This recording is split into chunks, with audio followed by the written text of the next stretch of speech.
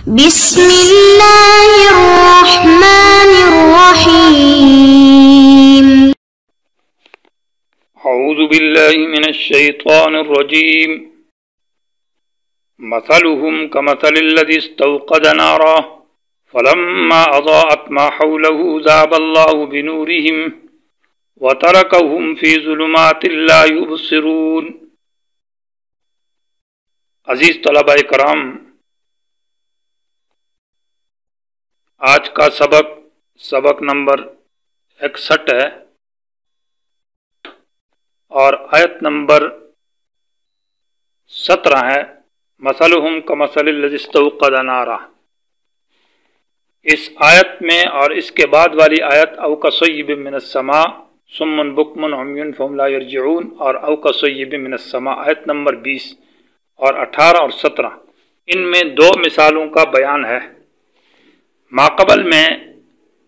3 جماعتوں کا ذکر ہوا، منعم علیہم اور ان کی صفات، الذین یؤمنون بالغیب، ایمان بالغیب، اقامت الصلاۃ اور انفاق فی سبیل اللہ،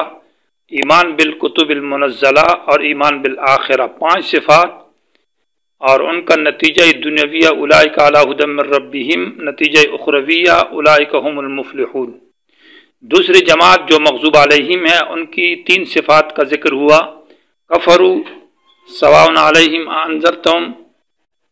ام لم تنذرہم، اور لا یؤمنون تیسری صفت عدم ایمان۔ ان کا نتیجہ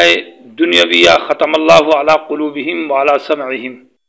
وعلی ابصارہم غشاوہ، کہ اسباب علم ختم ہو گئے، اور نتیجہ اخرویہ ولہم عذاب عظیم، کہ آخرت میں بہت بڑا عذاب ہوگا۔ اس کے بعد تیسری جماعت ظالین کا ذکر تھا اور ان کے اوپر زجرات، یعنی ان کی 15 خباثات کا ذکر ہے۔ ومن الناس سے منافق کی تعریف ہے، جو زبان سے آمنا کہتا ہے اور دل میں وما ہم بمومنین، یقین اور تصدیق نہیں۔ تو ان کی پہلی خباثت عدم الایمان، یعنی مومن نہ ہونا، دوسری خداع یخادعون اللہ، اور تیسری وما یشعرون، کہ ان کے اندر شعور نہیں ہے، جانوروں سے بھی پرے ہے، بل ہم اضل اولئک کالانعام بل ہم اضل، اور چوتھے نمبر پر فی قلوبہم مرض،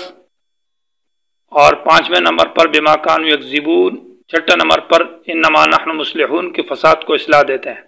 7ویں نمبر پر الا انہم هم المفسدون، کے خود فسادی ہے، اور 8ویں نمبر پر صحابہ کو سفہاء کہتے ہیں، اور 9ویں نمبر پر خود سفہاء ہے، اور 10 نمبر لکن لا یعلمون جہل مرکب ہے، اور نمبر 11 انا معکم معیت الشیاطین، کفار کا ساتھ دیتے ہیں، اور نمبر 12 انما نحن مستہزئون، مومنین سے استہزاء کرتے ہیں، اور نمبر 13 فی طغیانہم، کہ وہ سرکشی میں ہے اور اسباب سرکشی کے اندر پڑے ہوئے ہیں، نمبر 14 اشتروا الضلالۃ بالہدی، کہ گمراہی کو ہدایت کے بدلے میں پسند کیا ہے، اور نمبر 15 وما کانوا مہتدین، کہ کبھی ہدایت پر نہیں آ سکتے۔ یہ 3 جماعتوں کا تذکرہ تھا۔ اب ان 3 جماعتوں میں ایک جماعت مومنین کی تھی اور ان کا حال بالکل واضح ہے، کامیاب لوگ ہیں، ان کے لیے ان کی مزید وضاحت کی ضرورت نہیں ہے۔ یہ جو دوسرے 2 گروہ ہیں،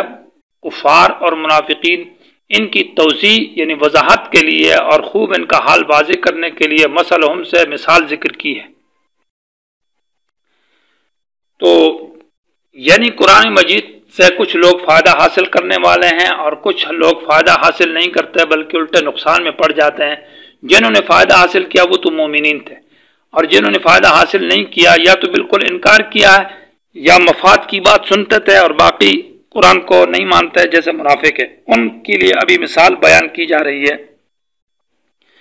اور مثال کا مقصد یہ کہ علماء کہتے ہیں کہ تشبیہ المعقول بالمحسوس، کہ معقول چیز کو، جو چیز سمجھ میں نہیں، عقلی چیز ہو، مانوی چیز ہو، اس کو ایک محسوس جو چیز نظر آئے اس کے ساتھ تشبیہ دے کر بات کو خوب واضح کیا جائے اور بات سمجھائی جائے۔ یا مثال سے مقصد تمیز ہوتی ہے، 2 جماعتوں میں 2 فریقوں کے اندر فرق حاصل ہو جائے، تمیز بین الفریقین۔ یا مثال کا مقصد ہوتا ہے التذکر لعلہم یتذکرون، تاکہ نصیحت حاصل کرے لوگ، جیسے سورہ ابراہیم کے اندر ہے۔ اسی طرح لعلہم یتفکرون کہیں کہا ہے کہ انسان مثال کے اندر فکر کرے، سوچ کرے،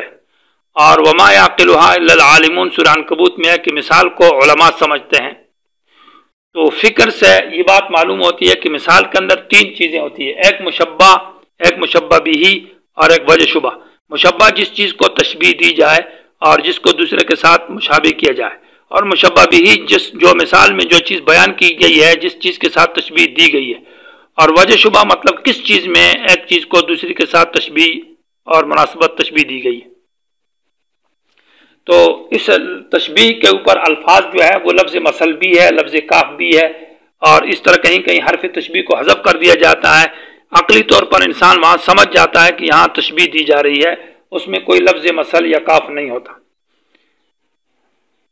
تو یہاں پر جو تشبیہ دی گئی ہے ما قبل کفار کی اور منافقین کی، وہ اس بات میں کہ مثال کے اندر یہ ہے کہ ایک آدمی آگ جلاتا ہے اور پھر آگ جلانے کے بعد اس سے آگ سے گرمی اور سردی کوئی گرمی کا فائدہ حاصل نہیں کرتا یا روشنی کا فائدہ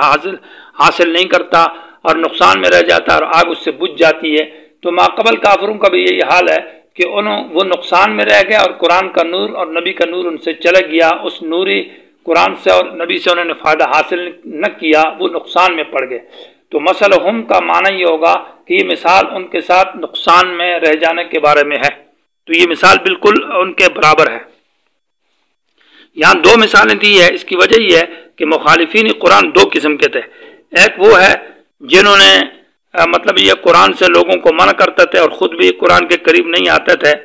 اور دوسرے قسم کے ان کے لیے یہ پہلی مثال ہے جو مثلہم کمثل الذی استوقد نارا والی۔ دوسرے وہ قسم کے لوگ ہیں جو تو مقصد کی بات یعنی فائدے کی بات ہو تو وہ سن لے جب ان کا مفاد ہو، جیسے کہ منافقین لوگ ہیں، مال غنیمت ہو یا کوئی دنیاوی فائدہ ہو، لیکن جب ان کے لیے سخت بات ہو جہاد کی یا مشکلات کی تو وہاں سے پھر بھاگ جاتے اور ہٹ جاتے تھے۔ یہاں آیت کے اندر پہلے الفاظ کی تحقیق پر کلام کرتے ہیں اور اس کے بعد مثال کی تطبیق کی جائے گی ما قبل ممثل لہو کے ساتھ، یعنی جس چیز کی مثال دی گئی ہے۔ لفظ مثل جو ہے بمعنی مثال کے بھی ہے، اور لفظ مثل بمعنی شان اور صفت کے بھی ہے اور حال عجیبہ کے بھی آتا ہے۔ وَلَهُ الْمَثَلُ الْأَعْلَىٰ، اللہ کی اعلیٰ شان ہے، سورہ نحل کے اندر ہے، اللہ کی اعلیٰ صفات ہے، اللہ کا بہت بلند حال ہے۔ اور مثل بمعنی واعظ کے بھی آتا ہے، مختلف قسم کے واعظ۔ وَلَقَدْ صَرَّفْنَا فِي هَذَا الْقُرْآنِ مِنْ كُلِّ مَثَلٍ، وہاں بمعنی من کل مواعظ، ہر قسم کی نصیحت اور واعظ کو قرآن میں ذکر کیا ہے۔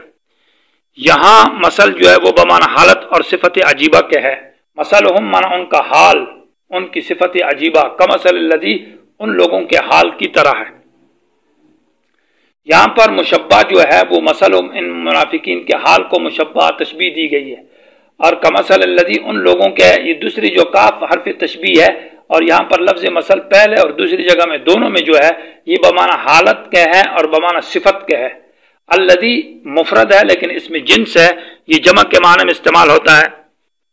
جیسے سورۃ توبہ کے اندر وَخُذْتُمْ كَالَّذِي خَاضُوا، تو وہاں خُذْتُم تم مشغول ہو گئے، کالذی معنی ان لوگوں کی طرح، معنی کالذین کی طرح وہاں سورۃ توبہ میں، تو یہاں بھی الذی اس میں جنس مفرد ہے لیکن جمع کے معنی میں ہے۔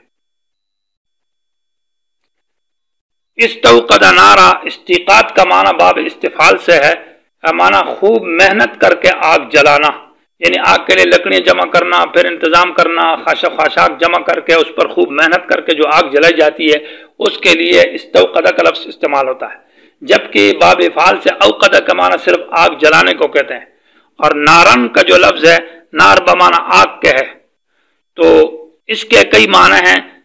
اس نار کو کبھی نار جہنم یعنی جہنم کی آگ کو بھی نار کہتے ہیں، مختلف جگہ میں، اور نارن کا معنی قرآن میں حرام کے معنی میں بھی آتا ہے، انما یاکلون فی بطونہم نارا یعنی حرام کھاتے ہیں،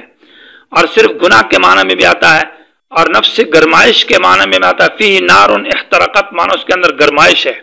اور اس طرح آسمانی آگ جو آسمان سے بجلی پڑتی ہے اس کو بھی آگ کہتے ہیں، اور جس مادے سے جنات کو پیدا کیا ہے اس کو بھی نار کہا گیا ہے سورہ ہجر کے اندر،